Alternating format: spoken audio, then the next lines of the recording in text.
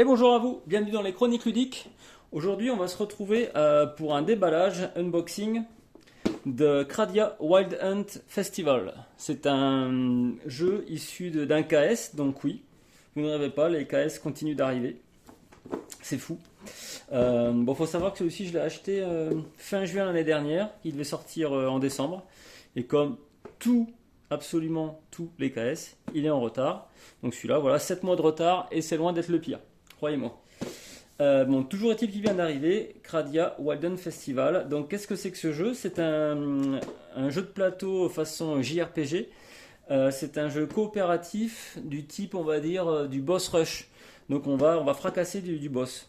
Il est un peu typé Final Fantasy, bon, un style très animé évidemment, bien sûr, mais typé Final Fantasy avec un système de classes, de magie, différents éléments, des choses comme ça. On va voir ça en l'ouvrant ensemble. Ok, donc qu'est-ce qu'on peut voir sur le côté? Donc ouais, le format de la boîte il est plutôt sympa, intéressant. Donc c'est pour 10 ans et plus, un 4 joueurs, 1 heure à peu près la partie. On peut voir l'ensemble du composant. Donc le jeu est tout en anglais, mais pas dur à comprendre. Je vous montrerai ça. De toute façon, je vais sûrement enchaîner rapidement avec une partie. Je vous montrerai ça. Il est possible tout à fait de le trouver sur Internet, de le commander encore. Donc il doit rester des stocks, ou alors ils avaient prévu déjà pas mal à l'avance. Ok, donc tout en anglais, mais une fois qu'on a compris les mécaniques, je vous dis c'est très simple. Il suffit de connaître la dizaine de termes classiques qu'on retrouve dans tous les jeux d'action et RPG en anglais. Si vous connaissez ces termes principaux, il n'y aura pas de problème pour le jeu. C'est beaucoup à base d'icônes aussi. Ok, donc qu'est-ce que l'on voit de la boîte? Boundless Adventure, donc voilà, un nombre d'aventures hallucinants nous attend sur le continent de Kradia. Les héros partout à travers le monde débarquent en gros dans le festival de la chasse sauvage, un événement sponsorisé par la Guilde des aventuriers qui va lancer un challenge, un défi on va dire aux champions les plus braves de chasser, d'aller tuer, chasser une variété, un grand nombre de bêtes terrifiantes. Donc on peut faire équipe avec jusqu'à 3 aventuriers, donc c'est pour ça qu'on peut jouer jusqu'à 4, ou on peut jouer solo. Dans ce JRPG, voilà, un JRPG totalement coopératif. Alors, les petites propriétés du jeu, donc c'est un système de combat basé sur des classes, comme je vous dis, les classiques tank, DPS, healer, mais pas que.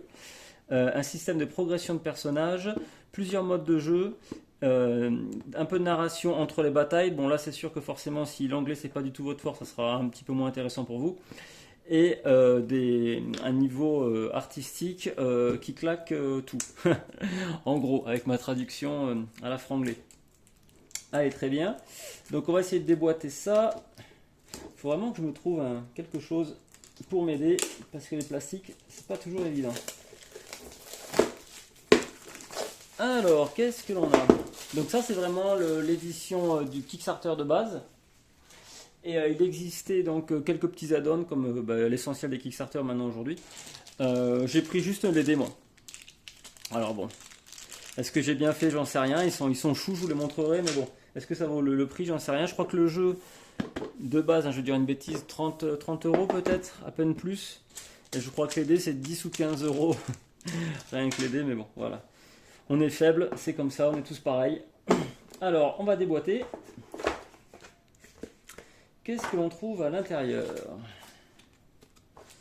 Une jolie carte déjà. Tiens, je vais regarder ça de suite. Donc ça, je sais pas ce que c'est. Donc j'avais pas mal suivi le Kickstarter du jeu. J'avais regardé et lu les règles déjà à l'époque. Et je crois qu'ils n'ont pas trop bougé en fait. Donc je pourrais déjà un petit peu vous expliquer, vous détailler ce qu'il y a dans la boîte. Ok, donc c'est juste une carte comme ça. D'accord, rien de spécial. Donc oui, je vois le logo Lion Wing, donc c'est ceux qui font le jeu, bien sûr. Alors je crois que c'est une boîte japonaise et qui passe par Lion Wing. Alors eux, je sais pas s'ils sont japonais ou pas. Voilà, qui publie le jeu dans sa version anglaise. Alors, qu'est-ce que l'on a? Donc on a les règles du jeu. Comme vous pouvez le voir, c'est tout petit. Donc le jeu n'a absolument rien de complexe. On a la mise en place, voilà, qui est détaillée et pour arriver à un espace de jeu tel que celui-ci. Qu'est-ce que l'on a d'autre? Le détail d'une carte personnage, d'un boss, les différents conditions que l'on peut avoir dans le jeu, des conditions physiques et mentales. Comment se passe un tour de jeu? Ah, ça c'est pas mal avec le résumé des icônes. C'est juste sur ça où j'ai un petit doute, il faudra que je recheck un petit peu. Et le champ de bataille qui est aussi évolutif, vous allez voir ça, c'est plutôt cool. Là, cette page-là, on va y revenir après. Donc c'est pour le mode Nightmare essentiellement. Alors, qu'est-ce qu'on a? Un gros sachet. Ah, des petits tokens, je crois que c'est des tokens ou de conditions, ou alors encore d'effets différents. Ah, c'est bien, c'est en plastique. Ils sont cool. J'aime bien ça. Ça fait. Genre, je sais pas si c'est acrylique ou pas, je pense pas. Peut-être, remarque. J'aime bien, ils sont plutôt sympas, transparents. Regardez, je sais pas si ça va se voir bien à la caméra, mais ils ont l'air plutôt cool. J'aime bien. Donc il n'y en a pas énormément. Je sais que ça c'est le stun. Voilà, c'est assez parlant. C'est le stun, ça c'est l'évasion, il me semble. Ça permet d'esquiver complètement une attaque. Et le petit blob là, par contre, j'ai aucune idée. Donc il faudra que je revoie les règles pour ça. Donc on se pose tous ces petits tokens de côté. On a 2 carnets supplémentaires. Donc là c'est plutôt excellent, puisque donc comme indiqué au dos de la boîte, il y a un petit peu de texte entre chaque aventure. Donc le jeu va consister à une succession de boss. Et il y a 4 boss à affronter à chaque fois par partie, au moins dans le mode story. Et ce qui est intéressant, c'est que du coup, on peut voir les quêtes telles qu'elles sont demandées par la guilde des aventuriers. Donc on va voir la quête numéro 1. Voilà le nom de la quête, sûrement le petit détail. Quelques caractéristiques, sûrement sur le boss, une description du boss, les caractéristiques du boss, sa dernière location connue, localisation plutôt, et les informations utiles pour le vaincre. Donc ça paraît plutôt pas mal avec une classification et tout, j'aime beaucoup. Alors c'est complètement inutile hein, bien sûr, mais du coup ça rend le jeu énorme, j'adore. Donc pour tous les boss, on a une petite description. Alors ça permet d'avoir un background, un lore un peu riche, un peu détaillé, et ça j'aime beaucoup, c'est tout bête mais ça donne beaucoup de charme et de présence au jeu une fois qu'on est un peu dedans. Et là ce qui est cool aussi c'est qu'ils ont fait la même chose pour les personnages jouables du jeu, le Character Booklet, où là on va pouvoir voir donc tous les personnages, avec la petite description qui va bien. Donc sa taille, bon ça ils sont fans de ça les japonais. Hein. La taille, le poids, le genre, le rôle. Donc elle c'est une healer, moi c'est ça qui m'intéresse surtout. Le job c'est peddler, ça je sais pas trop ce que ça veut dire. Ok, son origine, machin. Ok, ça doit être... C'est quoi, sa date de naissance ou je sais pas quoi. Enfin, les Japonais sont fous avec ça. Donc là, par contre, ça peut être plutôt intéressant aussi. On peut voir ouais, sa puissance, sa résistance, sa magie, etc. Et un petit descriptif. Donc on a Manod, une soigneuse. On a Uraze, le bouclier saint d'Orthos. Donc lui, c'est un défenseur paladin. Ok. On a Kun, ou Kune. Peut-être ça rendrait mieux. Donc avec de classe attaquante, plutôt sympa. Elle se bat avec une dague, le diamant lunaire. Ok. On a Oakla, le Slayer, le destructeur de mimiques apparemment. Donc lui il est équilibré. C'est un chasseur de trésors. Enfin je dis lui ou elle, j'en sais rien. C'est peut-être elle d'ailleurs. Oui je crois que c'est plutôt elle ouais. Ok. Mais des fois c'est tellement efféminé les personnages de manga qu'on a souvent du mal à savoir. Oui, mais d'ailleurs, je suis bête. Il y a le genre. C'est pour ça qu'ils l'ont marqué. Donc là, c'était bien une femelle. Ça, c'était femelle, le mâle et femelle. Ok. Donc là, ça, c'est un mâle, par exemple. Vous voyez, c'est un garçon. Healer, donc soigneur aussi, un alchimiste. Ok. Ok, rien de particulier. On a Elisabeth. Donc ça, c'est une fille. D'accord, c'est un mélange entre musicienne et magie. Intéressant. Donc à voir, peut-être à mon avis une sorte de classe support, je suppose, l'équivalent des bardes et tout ça dans la plupart des jeux qui permet de booster le moral et les conditions des troupes, à voir. Matoredo, un attaquant. Jäger, je sais plus ce que c'est, un Jäger. Donc apparemment il utilise les animaux. Voilà, ça doit être un dompteur peut-être de quelque chose, ça veut peut-être dire ça d'ailleurs Jäger, je sais pas. Suika, là une chasseuse aussi. Des fruits rares, ok, pourquoi pas. Geomancer, une attaquante. On a Luca. Luca, c'est un mâle, d'accord, très bien. Et ça, c'était une fille. Ça, c'est un garçon, Luca, pourquoi pas. Donc spécial. Scholar, c'est quoi? C'est, je sais plus. Merde. Professeur, peut-être un truc comme ça. Je sais plus ce que c'est. Et taureau, maître de l'épée, disciple de la lame. Ok. Et c'est une fille, ça va. Ça, par contre, j'aurais peut-être dit un garçon, mais non, c'est une fille. Donc il y a pas mal de filles, j'ai l'impression, dedans. Voilà, donc description de tous les personnages, c'est plutôt cool. On a un token premier joueur. Donc ça va être un jeu en tour par tour. On va activer chacun de nos 4 héros. À chaque fois, il y aura 4 héros pendant une bataille. On va activer nos 4 héros. Donc le premier joueur sera représenté par ce token. Ok, plutôt pas mal. Un peu en métal, donc un certain poids, c'est intéressant. Et on pourra suivre les stats de nos personnages grâce à ces petites billes. Oui, elles sont petites. Petites billes d'eau comme ça, petites gouttes d'eau. Je ne sais pas si vous allez bien voir. Ils sont toutes petites. Et transparentes, bien sûr, pour pouvoir voir, suivre les stats qu'il y a dessous. On va voir ça. Donc là, on a les dés du jeu. Et donc moi, dans ma version, j'ai pris cela. Alors bon, est-ce que j'ai bien fait? Je sais pas, je vous dis, je crois que ça doit coûter 10 ou 15 euros, rien que ça. Et au final, quand on va les jeter, je crois que ce sera bien plus simple de lire là-dessus que là-dessus, mais bon. Comme toujours, on est faible, on craque, et on se dit, si on ne prend pas maintenant, on ne pourra plus l'avoir après. Et là, ils ne sont pas plus petits, j'ai même l'impression que les dés upgradés, on va les regarder de suite. J'ai l'impression qu'ils sont plus petits que les dés classiques. C'est pas qu'une impression. Regardez donc les deux types de dés. Voilà. Ok. Est-ce qu'on les voit? Je vais essayer de faire un meilleur focus. Donc là, c'est un D6 normal. J'aime bien par contre le fait que voilà, les chiffres ils sont un petit peu dorés. C'est plutôt pas mal. En dé noir, ça rend bien. Et alors le dé un peu custom. Ouais, c'est sympa, hein. Alors c'est pas, je crois pas que ce soit gravé. J'ai pas l'impression qu'il y ait du relief. C'est pas un autocollant non plus. Alors, je sais pas trop ce que c'est, mais bon. Ok. Donc voilà, j'ai 4 dés comme ça. Et à la place d'avoir le D6 plus classique dans ce style-là, on a un dé très légèrement différent. Tiens, celui-ci, c'est quoi du coup? 1, 3, 2, 4, 5. D'accord, ah, c'est le 6 qui est comme ça, ok. Ok, pourquoi pas. Pourquoi pas. Allez. Donc, on a des dés. Je crois qu'on va commencer par les cartes. Donc ouais, c'est un jeu dans la série, comme je vous dis, des types boss rush. Et c'est quelque chose qui cartonne pas mal. Je crois qu'un des précurseurs, c'était l'ancien, le très réputé Kingdom Death Monster. Voilà, qui se cantonne essentiellement à du slashage de boss. Et depuis, il y a quelques jeux qui commencent à faire leur apparition en ce style-là. Donc moi, j'ai backé celui-ci, hein, Cradia. J'en ai un autre qui aurait dû arriver même avant Cradia et qui stagne depuis quelques temps, que j'attends. Je vais faire sûrement un unboxing très prochainement. Et 2 autres qui arriveront en fin d'année et l'année prochaine. Mais là, c'est des modèles un peu plus gros, un peu plus costauds.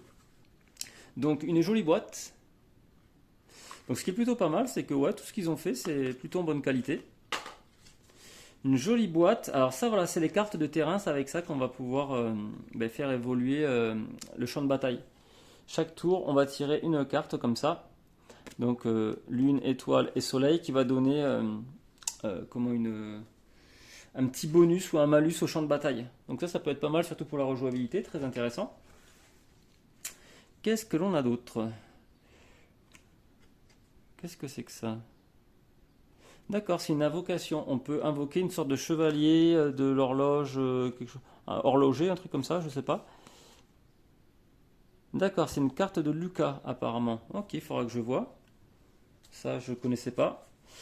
Ces cartes-là, qu'est-ce que c'est? Oui, en début de partie, je crois que c'est pareil, c'est une sorte de petits familiers. Ils sont tout choux là, comme vous pouvez voir. Ces petits familiers vont pouvoir nous aider en cours de partie. Donc lui nous permet de relancer un dé. Celui-ci il n'y a pas l'effet du champ de bataille. Et l'autre, bon, je regarderai, c'est pas le principe. Mais en tous les cas, en début de partie, on se les mélange et on en donne un à chaque joueur qui pourra être utilisé une seule fois au cours de toute la partie. Mais c'est un petit bonus qui peut éventuellement nous sauver la vie. Qu'est-ce que l'on a de plus? Ok. Donc ça, c'est pour qui? Challenge, level 4, story. Donc là, on dirait que ce sont des capacités, mais pour qui ça? Ça ressemble à ceux des joueurs, mais j'ai un petit doute. Je vais regarder le reste des cartes, hein, on verra après ça. Donc là, on a des objets. Les objets, je crois que ce sont des récompenses après chaque bataille, après chaque boss. Donc je vous dis, on va avoir une succession de 4 boss. Et à chaque boss, on va pouvoir looter un petit objet. Alors c'est juste un petit bonus hein, qui nous permet de soigner quelques points de vie, gagner un peu de magie, des choses comme ça. Voilà, je trouve les cartes vraiment chouettes. J'aime beaucoup le style. Ouais, j'aime beaucoup les artworks du jeu, ils sont vraiment sympas. Donc vraiment typé Final Fantasy, et moi j'aime beaucoup. Ok. Donc ces cartes-là, c'est bon. Qu'est-ce qu'il me reste? Ça par contre, ce sont les cartes d'évolution de nos personnages. Quand ils seront arrivés au niveau 4, on remplacera leur petit tableau de charge par ces cartes-là. Ok. On va voir ça après. Et ça, c'est la même chose quand ils seront au niveau 3. On remplacera, il faudra choisir en fait une des compétences, un des deux côtés de la carte. On va voir ça aussi ensemble. Et là, on verra en fait toutes les compétences que peuvent avoir nos personnages. Ils sont indiqués ici. Ok, et donc ça doit être pour les boss alors apparemment. Mais je regarderai. Je connais pas trop ces petites cartes-là. Il faut savoir que le jeu, du coup, forcément, sur Kickstarter, a eu des... comment ça s'appelle? Des niveaux de stretch goals, voilà, je cherchais le nom. En passant certains paliers, on a débloqué certaines choses. Et bon, du coup, j'ai pas suivi la suite. Toutes les choses qui ont été débloquées. Donc voilà, il y a certaines parties que je connais pas. J'ai vu notamment le Nightmare Mode, ça c'était pas annoncé, ou en tous les cas, je l'avais pas vu, je me rappelle pas. Donc ça, je sais pas ce que c'est non plus. C'est un challenge Kraken Kramush's Family. Donc ça, je ne sais pas. À voir. Qu'est-ce qu'on va avoir d'autre?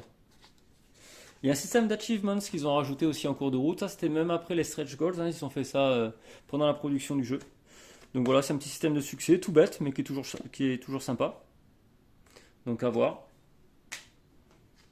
Le champ de bataille. Donc c'est ça dont je vous parlais tout à l'heure. Ce qui est intéressant. On va tirer donc les 3 cartes qui sont là. Les cartes Lune, Étoile et Soleil. On les tire en début de partie. On en tire une, hop, on révèle.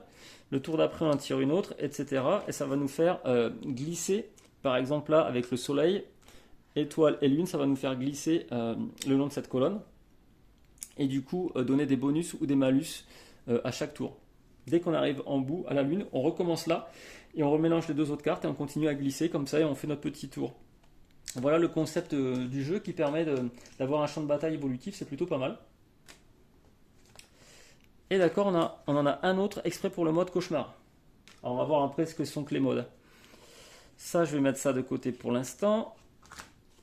Donc là, on a tous nos personnages que je vais mettre de côté. Ça aussi. Et apparemment, ça aussi. Et voilà les boss. Alors par quoi je commence? On va commencer par les héros. De toute façon, on les a vus tout à l'heure. Déjà sur le petit character booklet.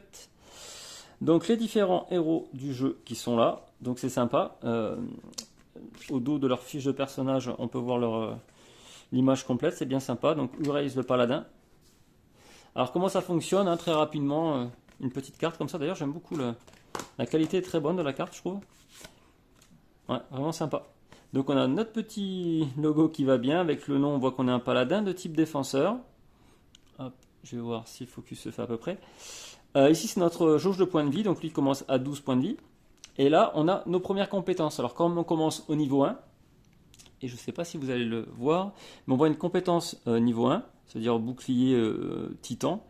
Et la compétence niveau 2, méditation, ben forcément début de partie. Tant qu'on n'a pas buté le premier boss, on reste niveau 1. Et après, on va passer niveau 2 au deuxième boss, etc. jusqu'au niveau 4. Donc, on aura accès qu'à notre première capacité. Là, c'est nos réserves de magie. Magie rouge, magie bleue, en gros. Et là, c'est un système de charge.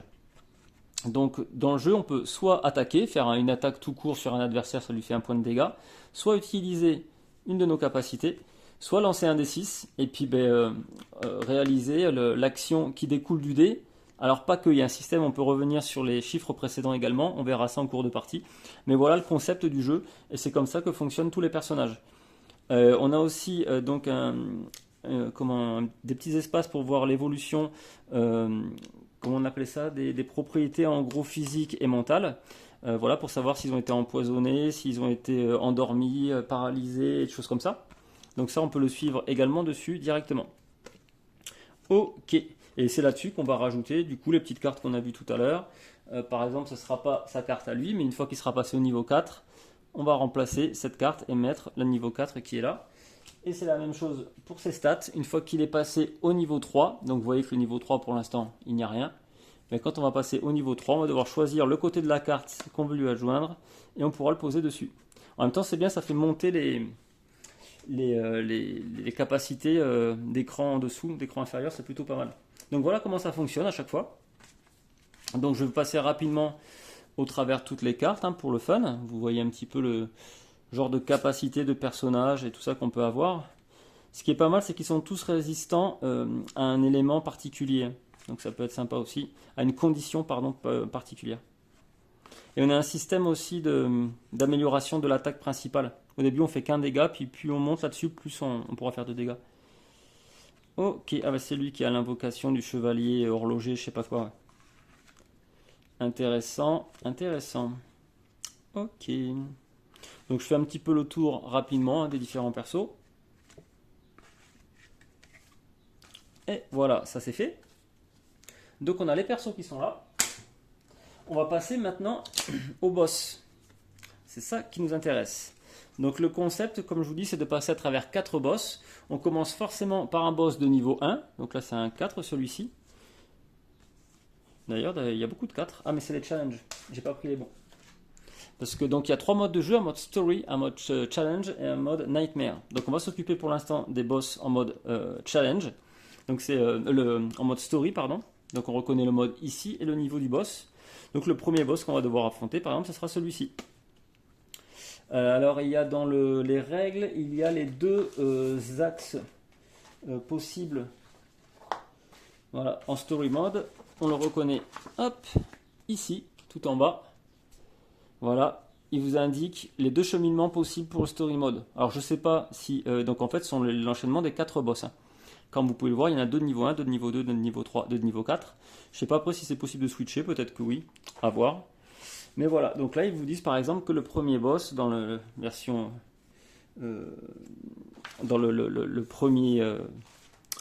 la première aventure, on va dire, le premier boss ce serait lui. Le voleur des mers.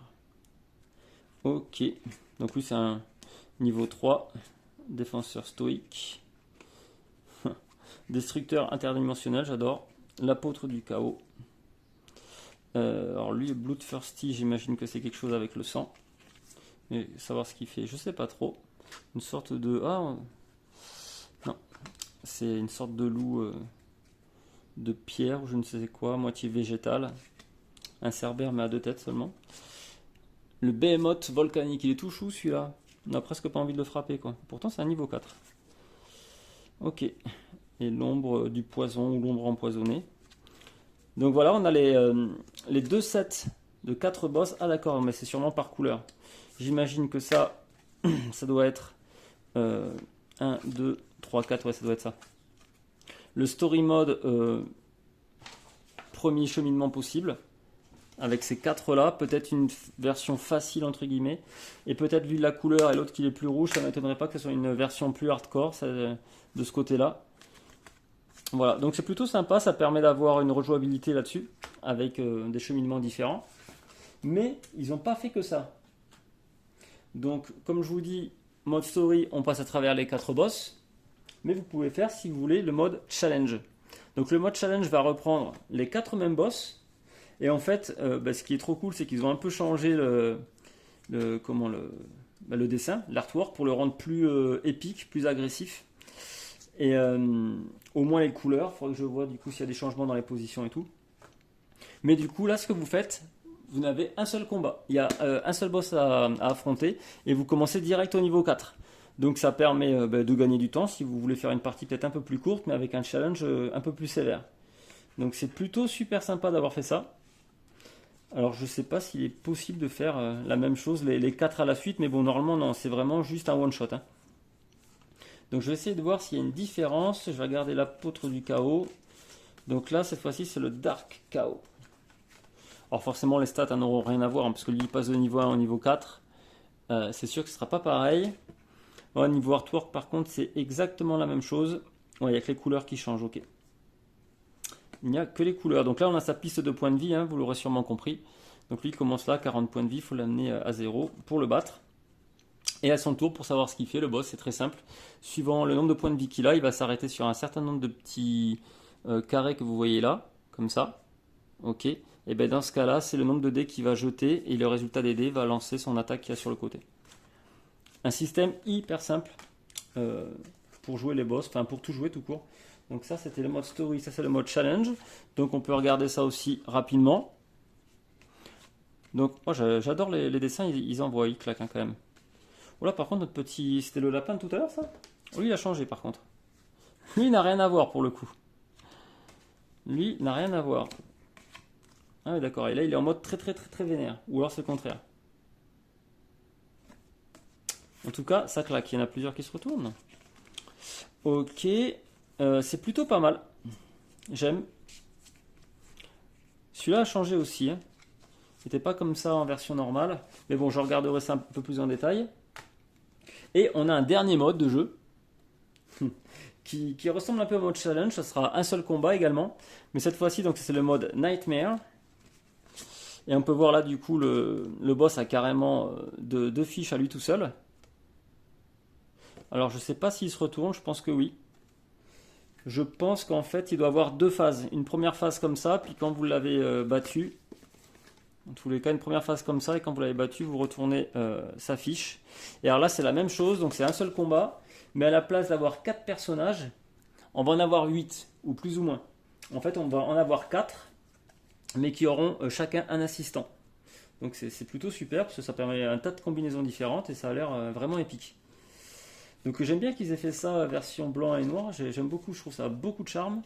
Ouais, j'adore le côté artistique et tout, ça renvoie vraiment bien. Alors bon, j'avais vu un petit peu une vidéo déjà il y a un an par là, je trouvais que le gameplay était simple et efficace. Donc il n'y a pas de raison que ça ne marche pas avec ces autres modes là. Voilà, donc c'était la présentation de Cradia, je pense que j'ai fait le tour, je vous ai en plus un petit peu expliqué le jeu, ce qu'il était, les concepts, ce qu'il en était et tout ça. Donc voilà, il me tarde de faire une partie déjà pour pouvoir tester. Je vais sûrement du coup faire une partie en mode story, l'histoire de base je suppose. Alors je vais regarder un peu les personnages que je vais sélectionner, sûrement faire une équipe plus ou moins équilibrée. Où est-ce que j'ai remis les personnages? Ils sont partis là-bas. Faire une team plus ou moins équilibrée, moi j'aime bien, comme la plupart des jeux comme ça, d'habitude je fais attaquant, défenseur, soigneur et puis quelque chose un petit peu d'original à côté. Donc je verrai bien ce qu'on peut faire. Et puis voilà, je vais vous faire sûrement le mode histoire. On va voir ça ensemble ce que ça donne.